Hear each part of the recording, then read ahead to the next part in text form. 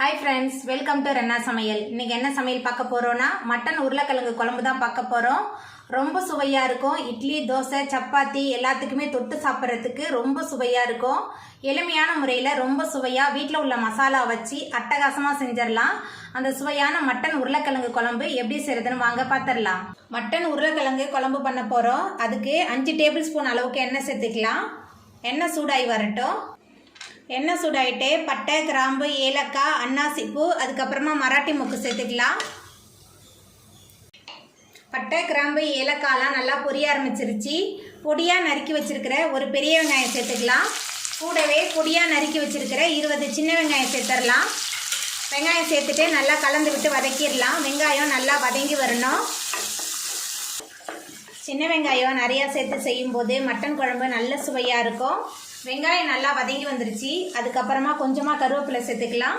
பொடியாக நறுக்கி வச்சிருக்கிற 2 தக்காளி பழம் சேர்த்துக்கலாம். தக்காளி பழம் நல்லா பழுத்த தக்காளியாக எடுத்துருக்கேன். அப்போ தான் சுவை நல்லாயிருக்கும். தக்காளி சேர்த்துட்டு நல்லா கலந்து விட்டு வதக்கிடலாம். நம்ம சேர்த்து சின்ன வெங்காயம், தக்காளி நல்லா வதங்கி வந்துருச்சு. உங்களுக்கு வேணும்னா நீங்கள் பச்சை மிளகாய் சேர்த்துக்கோங்க. இன்றைக்கி நான் பச்சை மிளகாய் சேர்க்கல. அதுக்கப்புறமா 5 டேபிள் ஸ்பூன் அளவுக்கு இஞ்சி பூண்டு விழுது சேர்த்துடலாம்.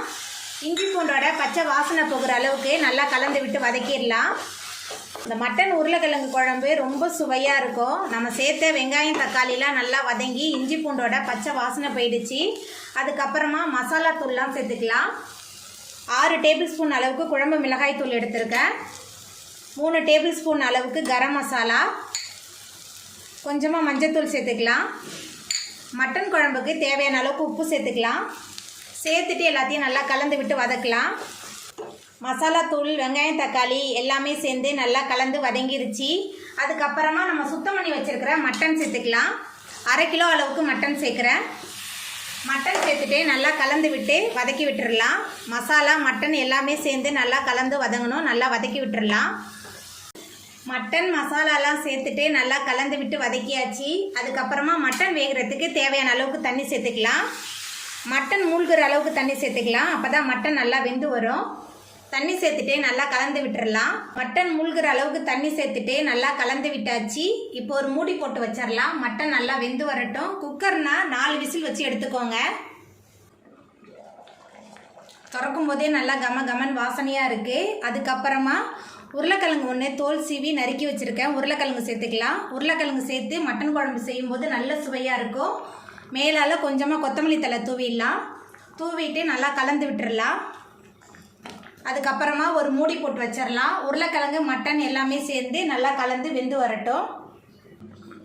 திறந்து பார்த்துடலாம். திறக்கும் போதே நல்லா கமன் வாசனையாக இருக்குது. நம்ம சேர்த்த உருளைக்கிழங்குலாம் நல்லா வெந்து வந்துருச்சு.